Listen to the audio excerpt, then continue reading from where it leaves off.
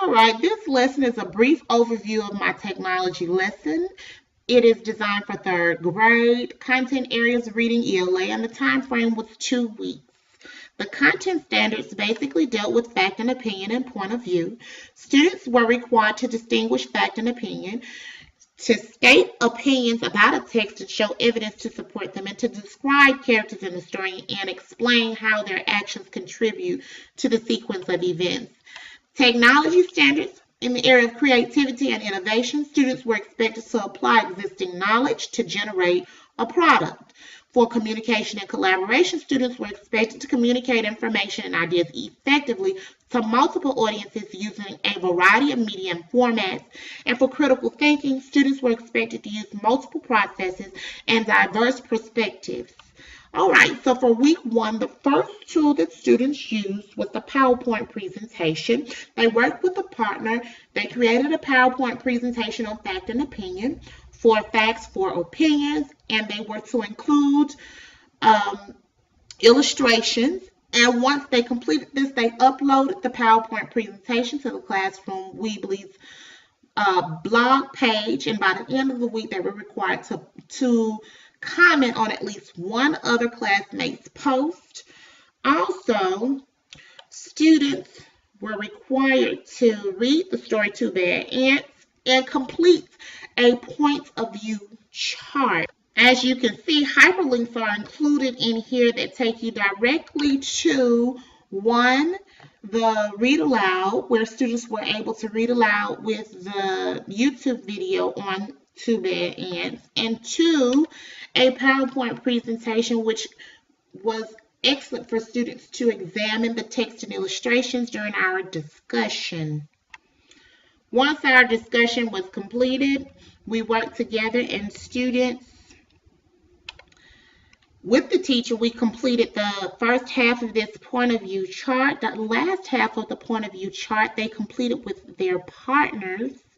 Once this chart was completed, they added a comment to the class Padlet just to share with us their thinking on point of view as it relates to the story Too Bad Ants. And the purpose of this was to clarify any misconceptions.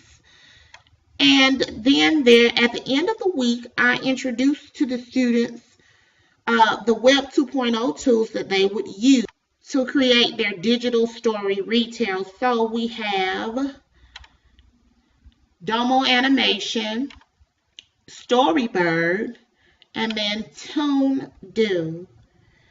And for those students that were a little more technology savvy, they would use Photo Story 3. In week 2, students were given the option of choice.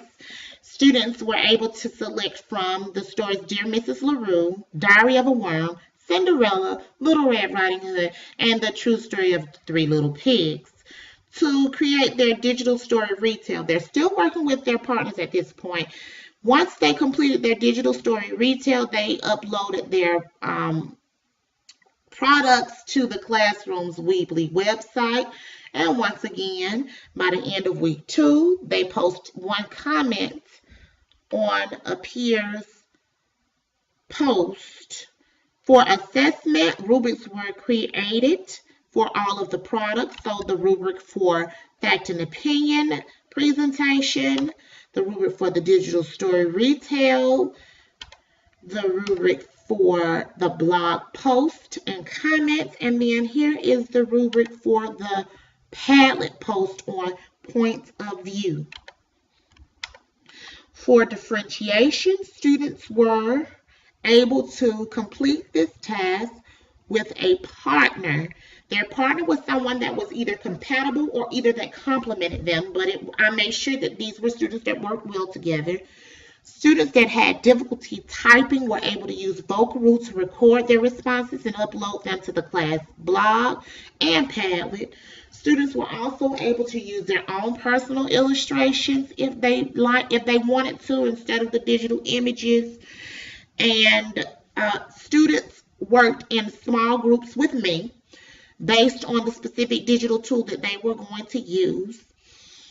And my whole purpose for doing this was to model how to create the digital story using that specific tool, to set them up right on the spot with using that specific tool, and to answer any questions that they may have had about that digital tool. And also, I was able to guide students with how to access the tutorial videos that I created, and they were uploaded to the Classroom's Edmodo as well as the class website Weebly page. That way students were able to access these tutorial videos at all times. To ensure digital equity, all students were able to complete these activities in the computer lab. So time was set aside 3 days for week 1 and then 3 days for week 2, so that students would be able to complete their work in the computer lab. Everyone had access to a computer right on the spot. Students had headphones with microphones so that they would be able to record with little to no difficulty. And for reflection, after reviewing the rubric scores, I was pleased that majority of my students met their objectives. All but 2 students scored 80% or better, and this mainly dealt with those students that were using the Photo Story 3, because most of the problem are they lost a lot of their points in the areas of image use and documenting. Therefore, if I implement this lesson again, I will do a better job of teaching copyright and legal use of images, and instead of using 4 digital tools, I will downsize to 2 because it put a big strain on me. So this concludes my lesson.